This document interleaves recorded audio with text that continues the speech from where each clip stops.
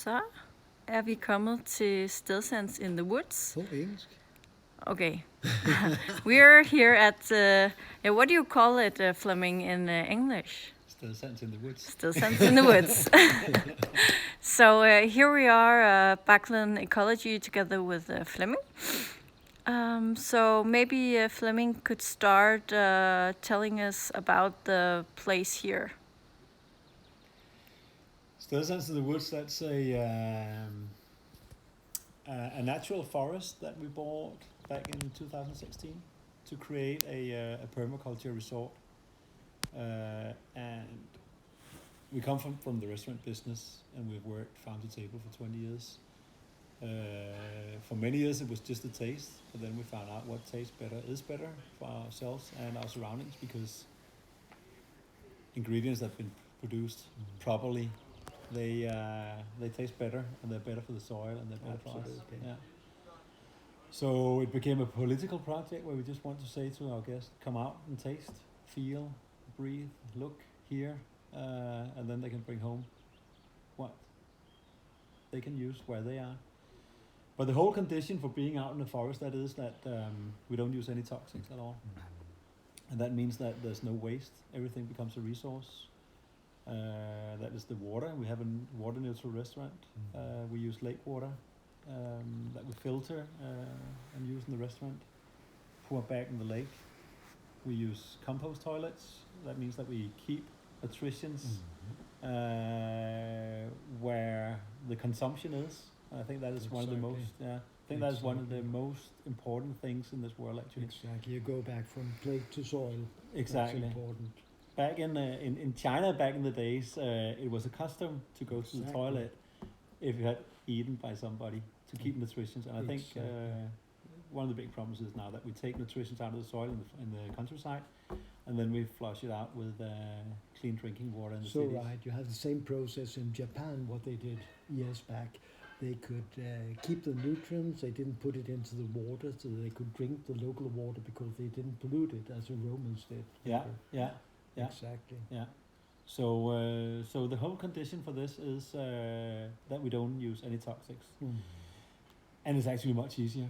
We're building this outdoor restaurant.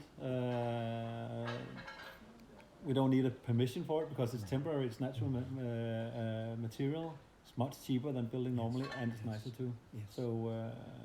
So I think, we call it the beautiful solution. You're really in the woods. Yes. Yeah. Maybe you can tell Arne a little bit about our toilet solution here at Stedsans. Yeah, our idea is exactly like Flemming explains it, that a toilet, going to the toilet, the idea is that it's not something bad, it's not something you shouldn't talk about, it's really natural. And the toilet should be as simple as possible, a structure to allow you to collect nutrients and soil improver. So what Flemming does here is the best thing you can do, because he is in the wood and it will stay in the wood or in a small place where you grow your vegetables or something like that. So it's really a very small and closed loop, and that's the best you can have.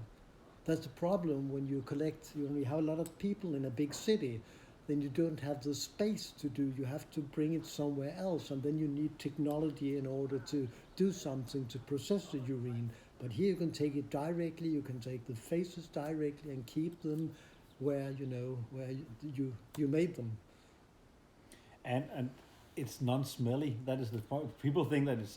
People always have that memory of a dry closet in an old abandoned farm or whatever. Exactly. But if you cover it with sawdust, it's a local material, and you have the perfect combination of carbon and nitrate. Exactly. And it's non-smelly. Exactly. And it's Instagrammable. And I never have to call a plumber. Nope. It's so low tech, so it's so easy. We're building our toilets without damaging the surroundings. Exactly. For a very, very, very small part of, if we should build sewers, have water, walls, all that. Yes.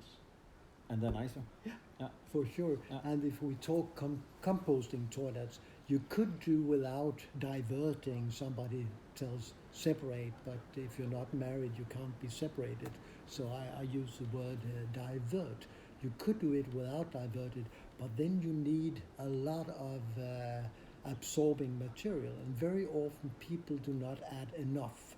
So the diverting will solve that problem because you will not have the smell from a very wet material, and it also allows you to have the nutrients concentrated in the urine to bring out as a fertilizer, and you don't have the problematic things from feces where you have to take care in the composting process.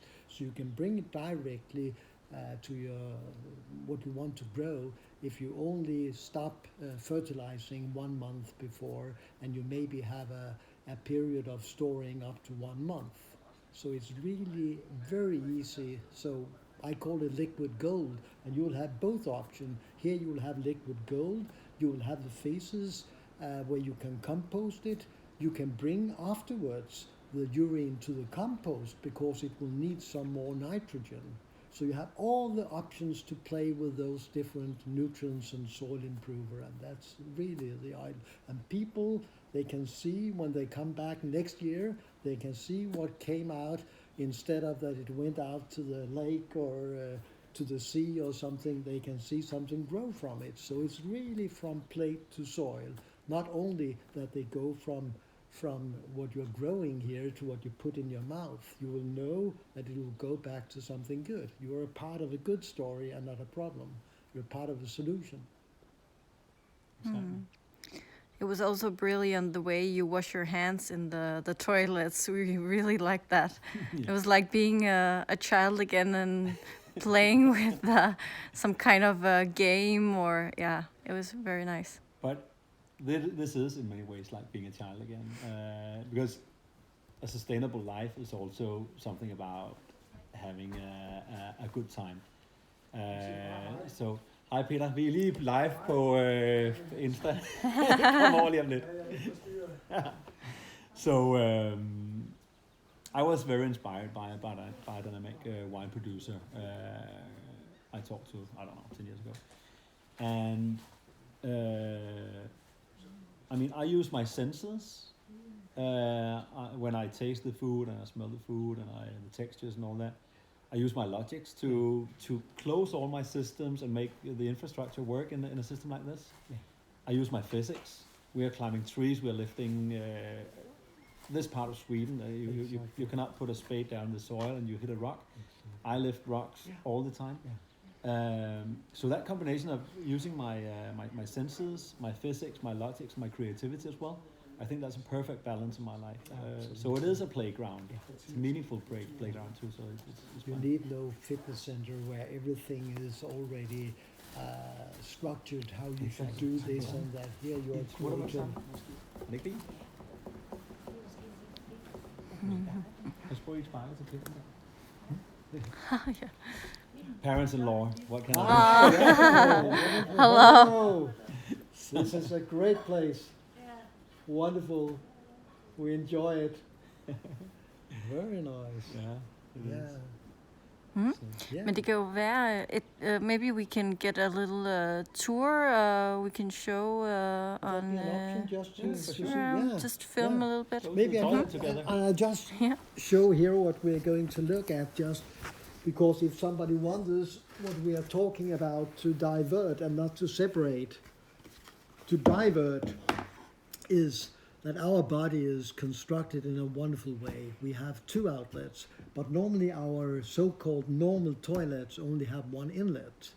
So even, as a child, you should consider, is that wise? We have 2 outlets to make 1. I don't think that it's not allowed to have 1, but you should consider that maybe there could be an idea to have 2 inlets.